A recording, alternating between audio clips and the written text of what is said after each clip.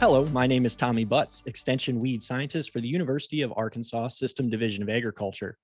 Thank you for joining me today for this webinar with the Take Action group. I will be talking today about early planted soybean and the pros and cons really to early planted soybean, kind of some of the benefits and challenges that come along with it as well. Before I really jump into a lot of that conversation, I always like to take a look back at some of our history as far as weed management goes.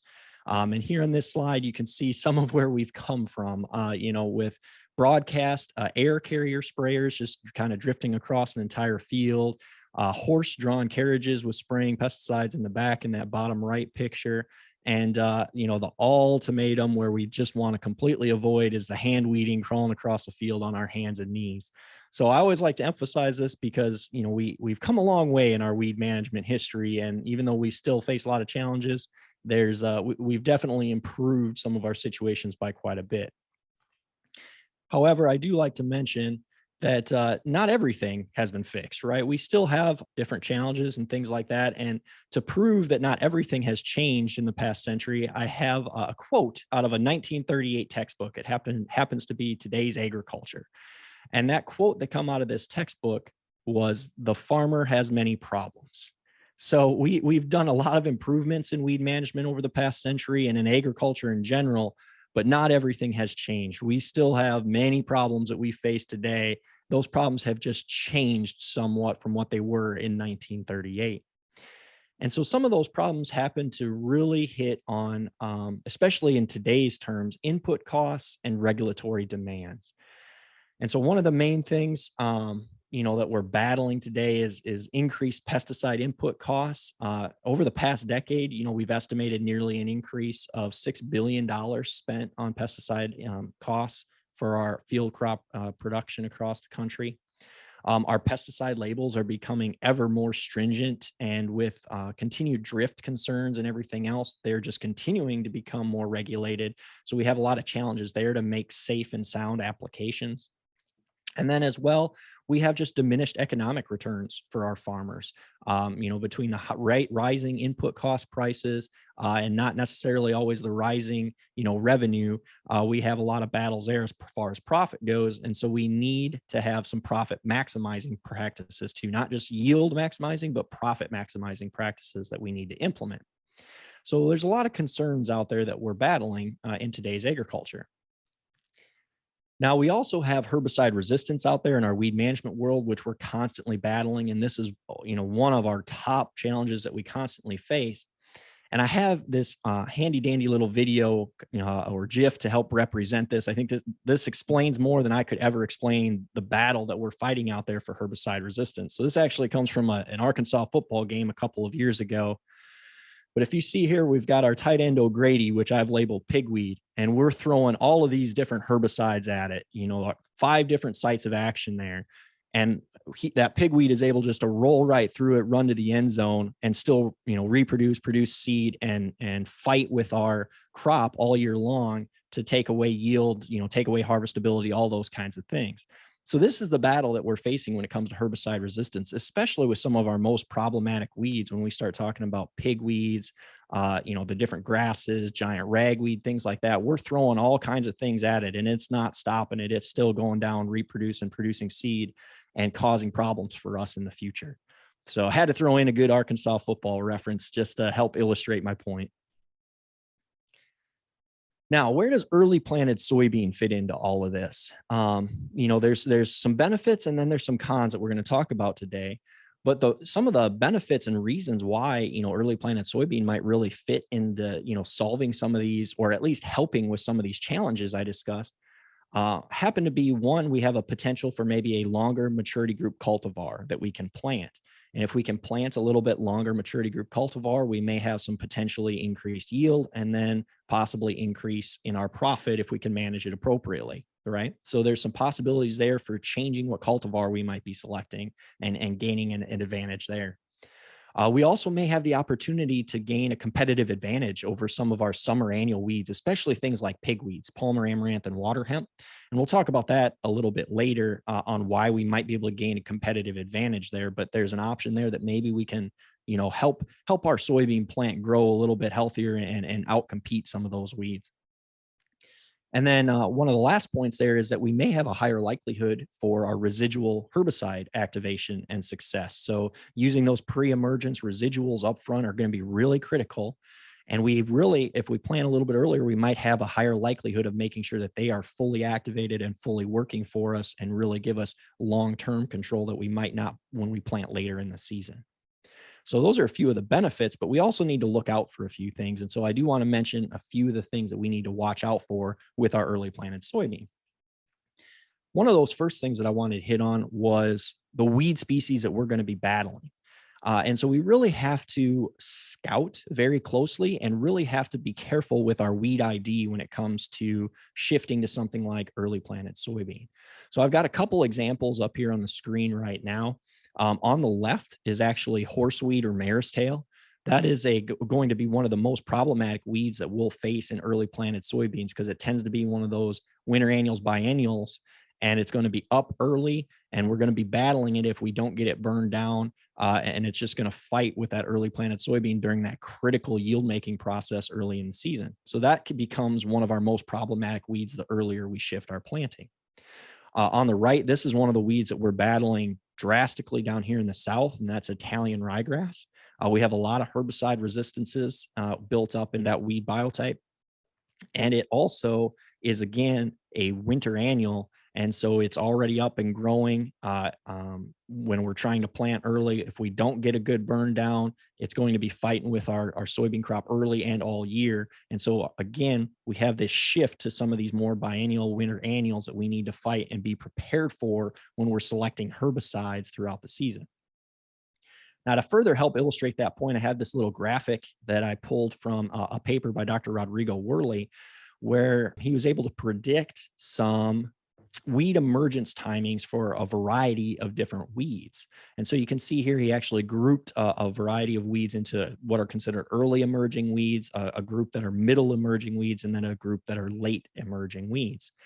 And so typically, with I mentioned our Palmer amaranth and our water hemp, those pigweeds, those are really late emerging weeds. They need to have a higher temperature before they're coming out of the ground. And so early planted soybean may give us an advantage where we can get ahead of those pigweeds, get our crop up and growing, and hopefully try and outcompete, shade that ground, outcompete those pigweeds a little bit. But by planting earlier, we're going into this early emerging range where we're going to have to battle some of these other weed species a lot more in depth because they're emerging at those lower temperatures when we might be planting. So we're really going to have to watch out for the ragweeds. Giant ragweed and common ragweed are going to be early emergers, and they're going to be a real problematic weed to battle. I know in the upper Midwest, I had a few calls from friends that were battling burr cucumber last year, and that would be a real tough one with earlier in the season, battling it all year and competing early. So we have to kind of watch this weed spectrum, because if we know that we're going to shift to some of these earlier emerging weeds, we might be able to change our herbicide selection geared more towards some of these weeds versus the later emerging weeds. Now, I also like to highlight, this is real generic when we start talking about early or middle or late. The months that you see at the bottom of that graph was really based on Iowa. This is where a lot of this data came out of, Nebraska, Iowa. And so those months are hit or miss depending on your location across the country. So I like to throw up these temperature ranges because this is still general terms, and so there's a little bit of leeway with these, but generally, roughly speaking, this is what we're talking about with these different classes. With our early emerging weeds, we're somewhere in the 40 to 70 degree Fahrenheit soil temperature that those are going to start coming out of the ground. Our middle emerging are somewhere between 70 and 90 degrees, and then our late emerging is 80 to 100 degrees. And I think I said soil temperature. This is actually air temperatures, right? So this is when our air temperatures are at these different degrees that will get these emerging species out. So again, if we are moving our planting date earlier, we're going to have this early planted soybean. We're going to have this shift in weed species that we really have to deal with long term that we need to watch out for. Now, another thing I wanted to hit on is the importance of our pre-emergence residual herbicides. We're going to talk about it in a little bit, but when we plant soybeans early, like we're talking about today, it extends our soybean growing period. And so having residual herbicides to stop weeds from coming out of the ground becomes even more critical in that early window where most of our yield with soybeans is getting developed. And so we really want to make sure to get these residual herbicides out. They actually give us a little bit of added flexibility on the back end for our post-emergence herbicides too. And so getting these out are very important. As you can see in this picture here that came out of Arkansas, on the left, there was no pre-emergence herbicide used. On the right, there obviously was. And there's a drastic difference there in the number of weeds and the timing for when I would need to be coming back for my post-emergence application there. So very critical option, or very critical to use these in our soybeans. Now, there are a few challenges. I don't want to say it's all good with our residual herbicides up front. There are a few things that we need to take note of. One happens to be the increased likelihood of crop injury. And you can see that in the picture to the right there on one of our soybean plants. That's some injury from one of our group 14 PPO inhibitors applied pre-emergence. When we're applying some of these soil herbicides, when in cooler and wetter conditions, the likelihood for crop injury just increases.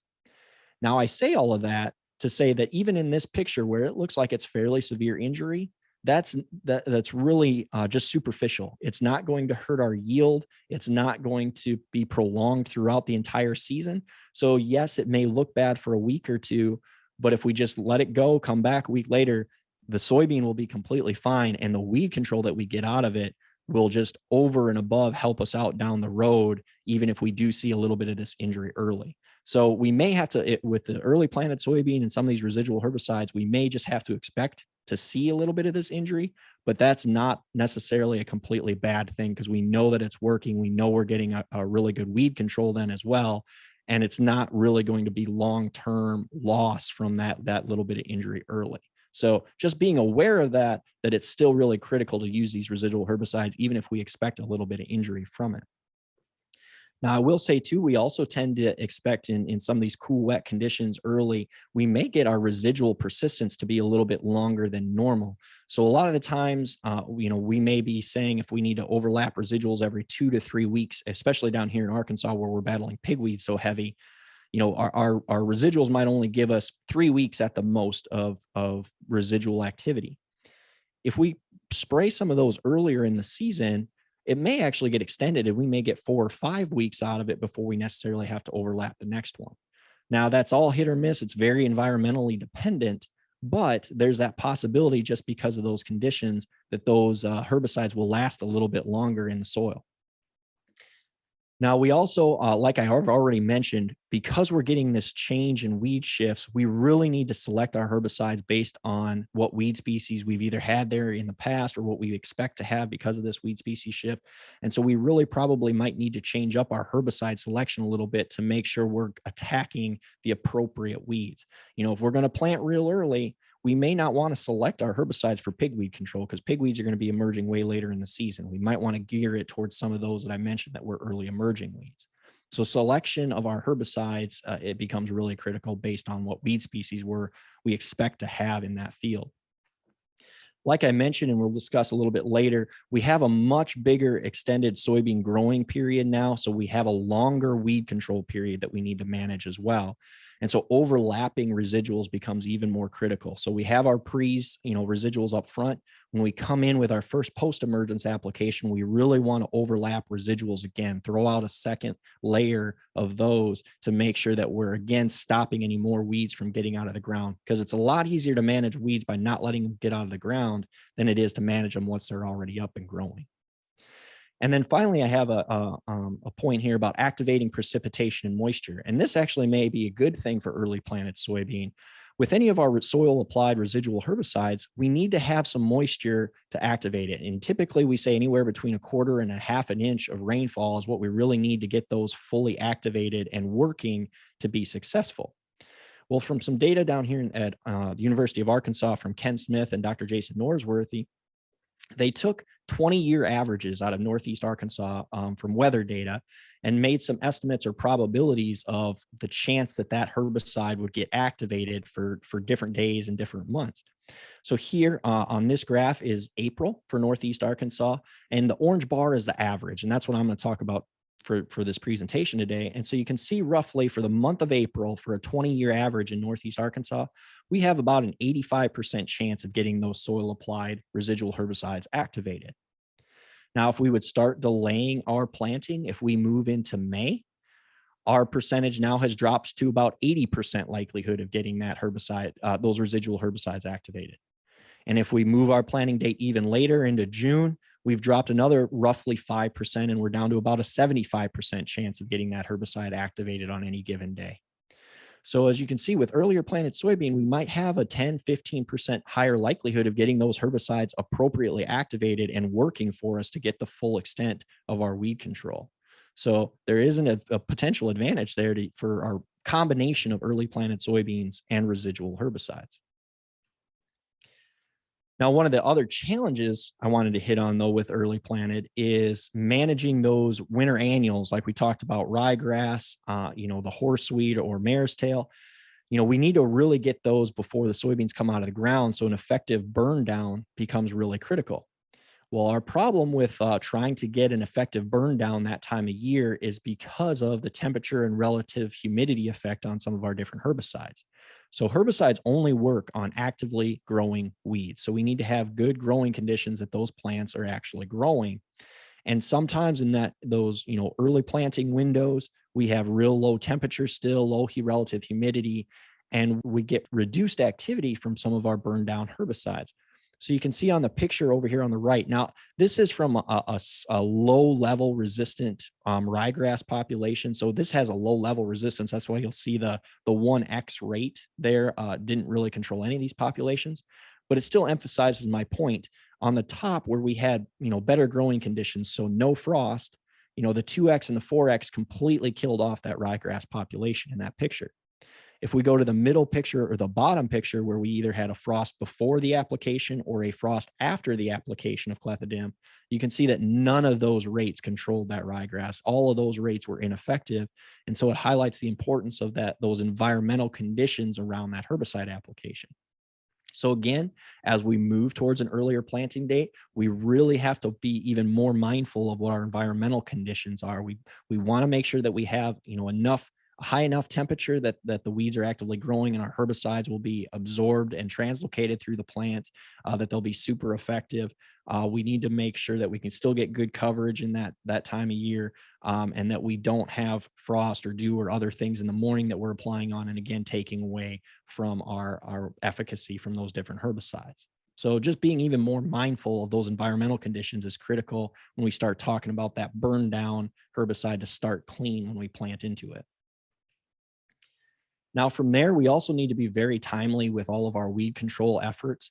And there's multiple different ways that we need to look at being timely, both from pre-emergence herbicides, our post-emergence herbicides, our burn downs, all those kinds of things. We just need to be timely all the way around when it comes to our weed management efforts here.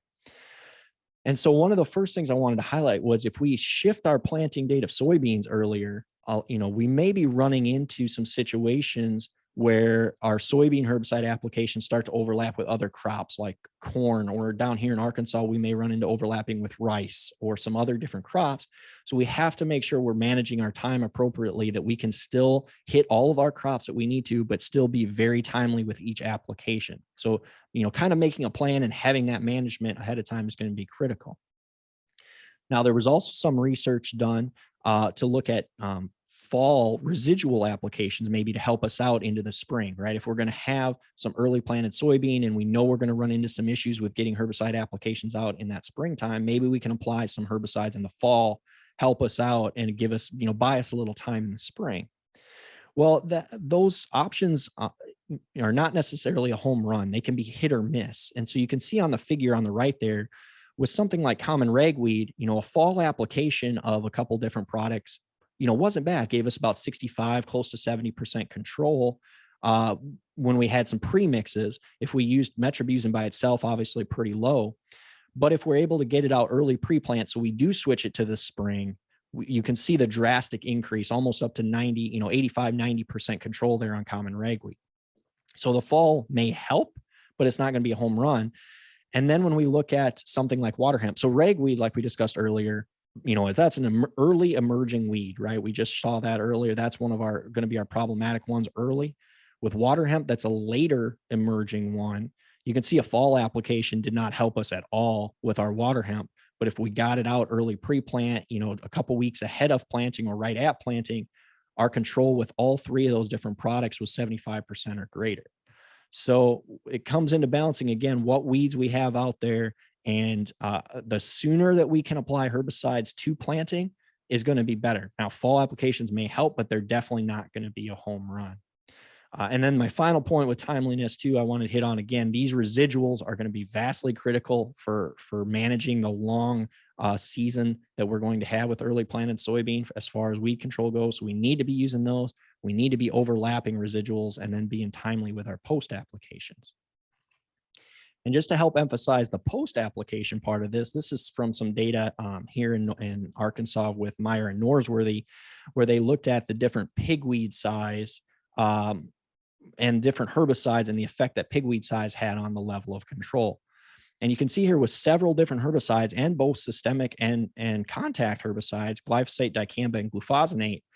The blue bar was 4-inch pigweed and the orange bar was 12-inch pigweed. And even 12-inch pigweed is not crazy, right? That's not an insane thought to be spraying, but you can see in that change from 4 to 12 inches, no matter what herbicide or herbicide combination we used here, we had, roughly 8 to 10% loss in control because that weed was bigger. So again, being timely, hitting our weeds when they're really small becomes important, and it may shift when our applications are going to be if we're planting in that different window. So we really have to scout, pay attention to these fields, and be mindful of when these might be coming into some of these timely natures so that we don't end up with losses in weed control simply because our weeds were too big. Now, this is something I've been hinting on throughout the whole presentation, and I wanted to highlight this, the extended period of weed control that's going to be necessary for early planted soybean. So this is actually adapted from Dwarf et al. That was conducted in 2015. The gray bar is for early planted soybean. The blue bar was for like a mid planting date, and then the orange bar was for a late planting date on soybeans. And then the y-axis is the days after planting for when each one of those planting dates reached the certain growth stage that you can see there. So for example, let's look at the V2 bars. In the V2 bars, it took our early planted soybean 42 days to get to V2. It only took 34 days for our mid planting, and it only took 30 days for our late planting to get to that V2 growth stage. So what I'm emphasizing here is that the earlier we plant, the longer that window, the longer it's going to take for that soybean to go through its growth stages. And so we have a longer extended time where we're not going to be to complete canopy closure.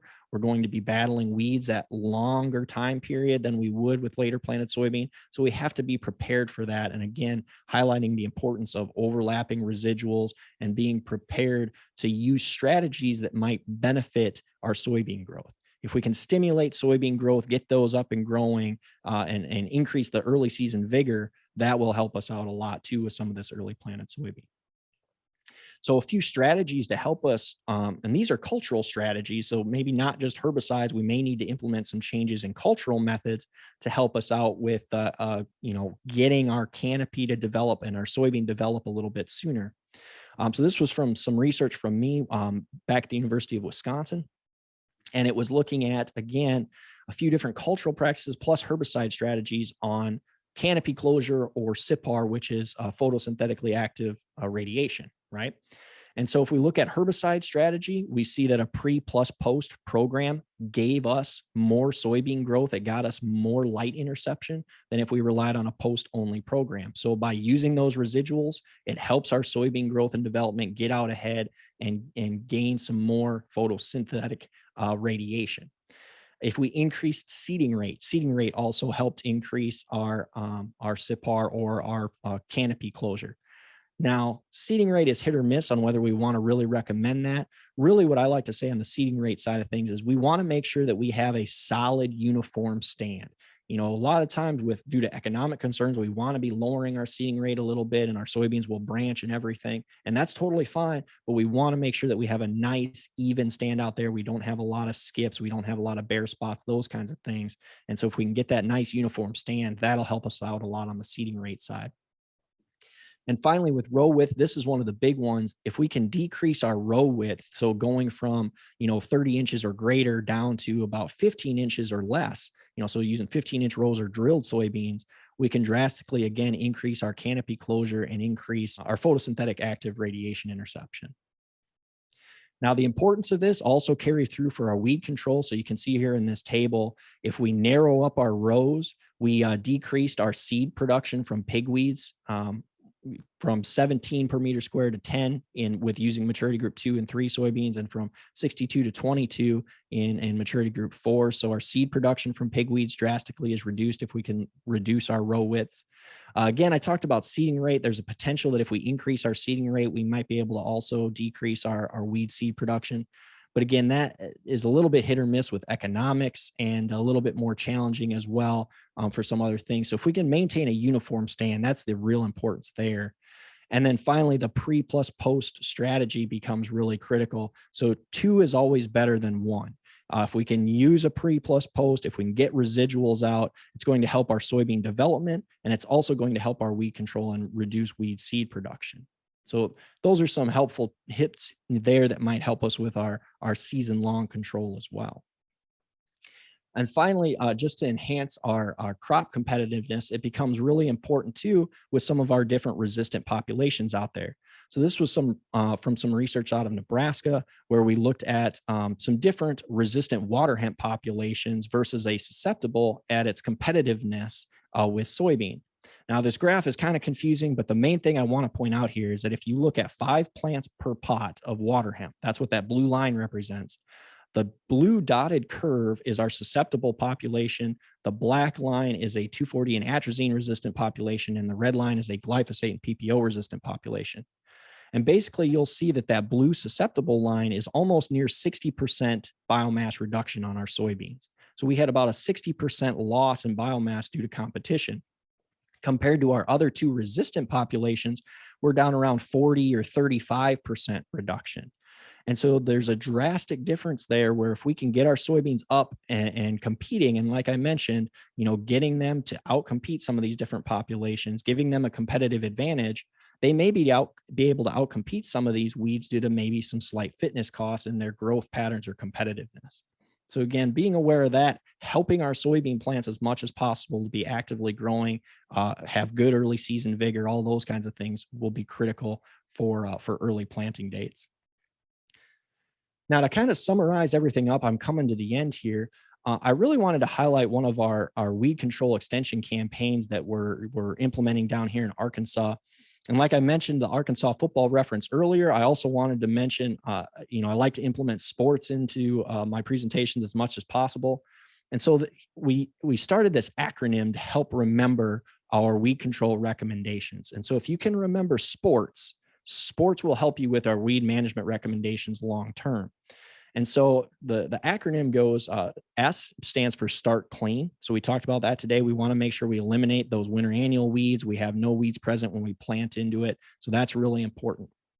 We need to use those pre-emergence herbicides. Get those out, get them activated, and make sure that we're stopping weeds before they ever get out of the ground. We want to overlap our residuals, especially with our extended weed control period that we're going to have with early planted soybean. We need to have multiple residuals out there, and overlapping them is a great way to get extended control. Required is integrated weed management tactics. And we talked about a few of those today, like narrow row width spacing, crop rotation or tillage, or the lack thereof, can also be options. And then managing our seed bank. So, seed prevention and managing what's actually getting returned to the seed bank is really critical for long-term weed management success. Timely. So we talked about that with both pre-emergence and post-emergence applications, the importance of being timely with those different strategies. And then finally, the last S is selection of multiple effective site of action herbicides. So we want to be able to select multiple different site of action herbicides to reduce the likelihood of resistance. And then we also want to select those herbicides based on our weed spectrum. Our weed spectrum may be shifting, to some of those earlier emerging weeds. And so we want to select appropriately those correct herbicides that are going to be the most effective for us. So again, if you can remember sports and these 6 different tips, this will go a long way in helping manage your weeds long-term throughout the season. So with that, I just wanted to say thank you for watching. And if you have any questions at all, please don't hesitate to reach out with the contact info that's on the screen. And I appreciate you taking the time for watching the webinar series today. Thank you.